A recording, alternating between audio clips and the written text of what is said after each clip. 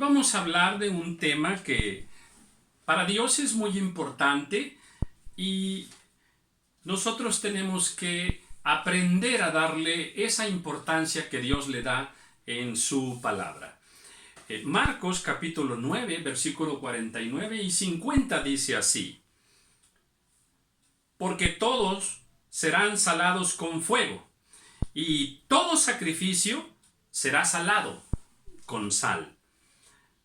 Buena es la sal, mas si la sal se hace insípida, ¿con qué la sazonaréis? Tened sal en vosotros mismos, y tened paz los unos con los otros. Bien, ahora en Mateo capítulo 5, versículo 13, dice así: vosotros sois la sal de la tierra, pero si la sal se desvaneciere, ¿con qué será salada? Obviamente la tierra. Si la sal se desvaneciere, fíjese que primero nos dice que nosotros somos la sal de la tierra. Por algo somos la sal de la tierra. Dice, y si ustedes se desvanecen, ¿con qué será salada la tierra? Y luego dice, no sirve más para nada, sino para ser echada fuera y hollada por los hombres. Entonces, qué interesante.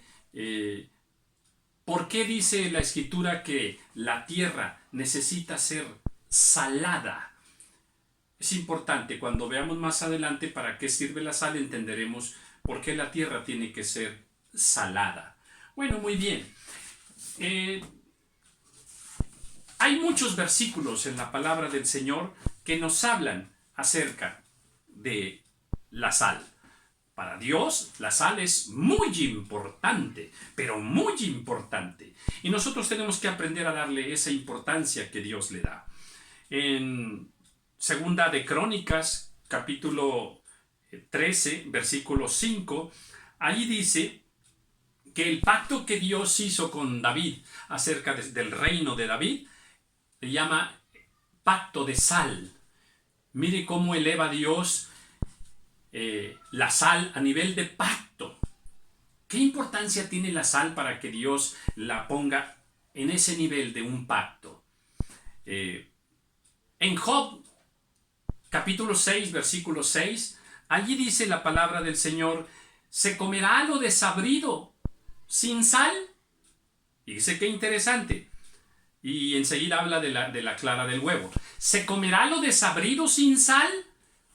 Para empezar, ahí nos está diciendo pues que no se va a comer lo desabrido sin sal, ¿verdad? O sea que hay que ponerle sal, que hay alimentos desabridos, en el plan de Dios así está, para que les pongamos sal. O sea que la sal tiene que estar incluida en nuestra dieta.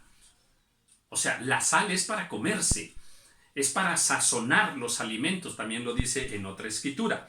Muy bien, en el libro de Números, en el capítulo 18, en el versículo 14, por allí Aarón, Dios habla con Aarón y le está dando instrucciones y le dice que ha hecho con él un pacto de sal, un pacto perpetuo de sal. Fíjese, con David pacto de sal, con Aarón pacto de sal. ¿No le parece que esto es muy significativo y que debemos prestarle atención? En el libro de Segunda de Reyes, capítulo 2, versículo 20 y 21, algo sucede ahí también. Eliseo está ante unas aguas de aquel río, ¿verdad? Y esas aguas estaban contaminadas. Esas aguas tenían muerte adentro, enfermedad. Y entonces, ¿qué hizo Eliseo? Eliseo pide una vasija, la llena con sal y va al manantial y arroja la sal. Y entonces ahí Eliseo dice unas palabras y ahí dice que Jehová ha quitado la muerte y la enfermedad que había en esas aguas. Y dice, ¿para qué sirvió la sal allí? Para quitar lo contaminado de unas aguas que producían muerte, que producían enfermedad. Y Eliseo, a través de aquella sal, limpió aquellas aguas. Entonces ya vamos entendiendo que la sal verdaderamente es importante en el plan de Dios. Había una ciudad de la sal, había un valle de la sal también. Ahí de hecho el pueblo de Dios ganó varias batallas. Muy bien, en el libro de Esdras capítulo 6 versículo 9, allí también el rey Darío estaba dando unas instrucciones y estaba dando muchas cosas al pueblo de Dios y les dice, denles abundante trigo, denles abundante vino, abundante aceite, denles mucha sal. Fíjese nada más, la sal incluida en la dieta importante del pueblo de Dios. También Artajerjes, ahí mismo en Esdras capítulo 7 versículo 22, también el rey Artajerjes, en el listado de cosas que le está dando al pueblo de Dios, también allí incluye el vino, el trigo, el aceite, la sal. Miren nada más que importante. Entonces, son muchas las escrituras que nos reflejan una importancia para Dios acerca de la sal. En lo que leímos al principio vimos que decía, buena es la sal. O sea, Jesucristo está diciendo, buena es la sal. Ahí mismo dice el Señor, dice, tened sal en vosotros mismos. ¡Qué interesante! Estas son palabras del Señor que debemos darles toda una importancia. Entonces, mire, hay otra escritura que también le va a parecer a usted bastante interesante. En Ezequiel, capítulo 16, fíjese bien, Ezequiel, cuando tenga oportunidad, por favor, véalo ahí en una Biblia. Ezequiel, capítulo 16. Mire lo que dice el versículo 4.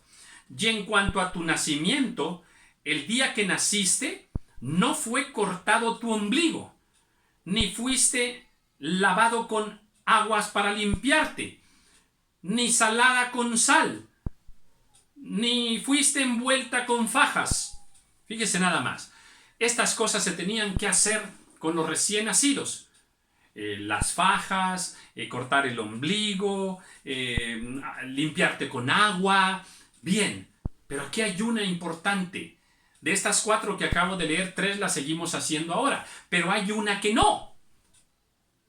Salado con sal. ¡Qué interesante! Esto hasta puede sacudir un poco el conocimiento médico. ¿Qué tiene que hacer la sal en el momento de que nace un bebé? Y está en la palabra del Señor. Estos eran los cuidados que se tenían que tener con los bebés. Yo creo que ya más o menos estamos entendiendo. ¿Por qué la sal en el nacimiento del bebé? Bueno, rápidamente, pues para que no se infecte. ¿Ok? Es más, cloruro de sodio es la fórmula química de la sal. Cloruro, cloro. ¿Para qué usamos el cloro? ¿Para qué le echamos cloro al agua? Para desinfectarla. Y a otras cosas más le ponemos cloro. Entonces, ¿para qué se usaba la sal al momento que nacía el bebé? Para evitar las infecciones, para que no se contaminara aquello. ¡Qué interesante! Mire dónde vamos ya con la sal. Pero hay más. En Levítico, fíjese bien, Levítico, en el capítulo 2 de Levítico, inmediatamente el versículo 13. Mire lo que dice. Y sazonarás con sal toda ofrenda que presentes. Ya estamos con las ofrendas. ¡Wow! Y no harás que falte jamás de tu ofrenda la sal del pacto de tu Dios. Mire nada más, una vez más la llama sal del pacto de tu Dios. Dice que no falte la sal en la ofrenda. Dice, en toda ofrenda tuya ofrecerás sal. ¡Qué interesante! Fíjese nada más, ahora ya estamos al nivel de una ofrenda para Dios. Dice Dios, en aquel sacrificio que hacían de aquellos animales ordenados por el Señor, dice, si vas a ofrendarme, a ofrecerme esa ofrenda, ponle sal. Si no le pones sal, no me la ofrendes, no la acepto. ¿Por qué? ¿Por qué había que ponerle sal a aquel sacrificio de aquellos corderos que Dios, o de aquellos bueyes que Dios así había establecido? ¿Por qué? Y volvemos al caso del bebé. Bien, para que no se contamine, para que no se infecte.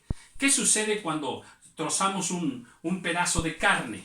¿Qué pasa si dejamos un pedazo de carne por un rato? ¿Qué va a suceder?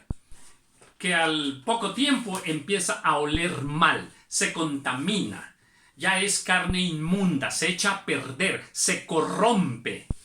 Entonces, Dios no aceptaba una ofrenda corrompida, una ofrenda sucia, una ofrenda que olía mal, que ya estaba infectada.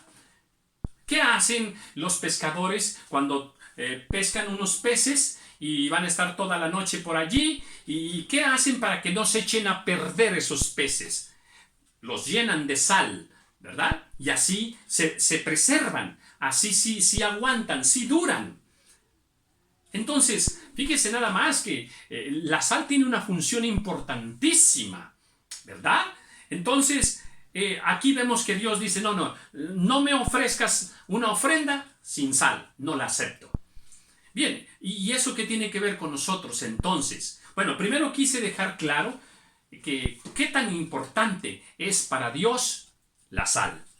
Luego debo decir que este cuerpo, en el momento en que Adán y Eva tomaron del fruto, en ese momento entró el pecado y por el pecado entró la muerte. Ahora este cuerpo es un cuerpo que se corrompe, que se contamina, que se ensucia, que se pudre, que se infecta.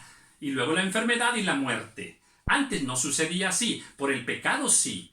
En 1 Corintios 15:53 dice que este cuerpo es de corrupción y que para pasar al cielo tiene que vestirse de incorrupción. Entonces es un cuerpo corrupto. Entonces nuestro cuerpo está así. También la tierra está contaminada. Por eso Dios puso la sal en el mar. El mar representa la humanidad. Y entonces esa sal puesta en el mar es para que no se contamine la tierra, para que no se contaminen los peces, el agua misma del mar. Entonces, ¿para qué es la sal? Para evitar la contaminación, lo inmundo, para que no se infecte. Y para sazonar alimentos y para comerlos. Y que esa sal entre a nosotros, otra vez, esa sal entre a nosotros, a nuestro cuerpo, y desde dentro esa sal impida la corrupción, la enfermedad de nuestro cuerpo, la inmundicia en nuestro cuerpo. ¡Qué sabiduría de parte del Señor! Dios quiere que tú tengas sal. Dice Jesús, tened sal en vosotros mismos. Buena es la sal, pero la ciencia dice, la sal es mala. No comas sal, no le pongas sal a los alimentos. Ese es un engaño diabólico, es un engaño satánico. Satanás quiere que no comas sal para que te enfermes. Satanás quiere, a cambio de la sal, ¿qué te ofrece? Te ofrece azúcar, chocolates, dulces, coca. Tome su coca, muérase, llénese de diabetes. Mire, la sal es para que no te infectes y el azúcar es para que te infectes. Por eso la persona que tiene azúcar se hace una herida en su pie y se infecta. Hay que cortarle su pie, su dedo. Entonces la sal es para que tengas una vida sana. Está en la palabra del Señor. Porque evita que te enfermes. Claro, como quiera nos vamos a morir. Pero evita que te enfermes rápidamente, constantemente. Te ayuda a ser más sano. Pero la ciencia quiere que tú quites la sal y comas dulce, azúcar, chocolates para que te enfermes. Entonces, es más, en los cumpleaños y en las bodas, ¿qué sucede? El pastel, queremos pastel. Así es que es mejor hacerle caso a Dios. Así es de que, en el nombre del Señor, yo le digo, coma sal y vivirá más sano. Dios lo bendiga.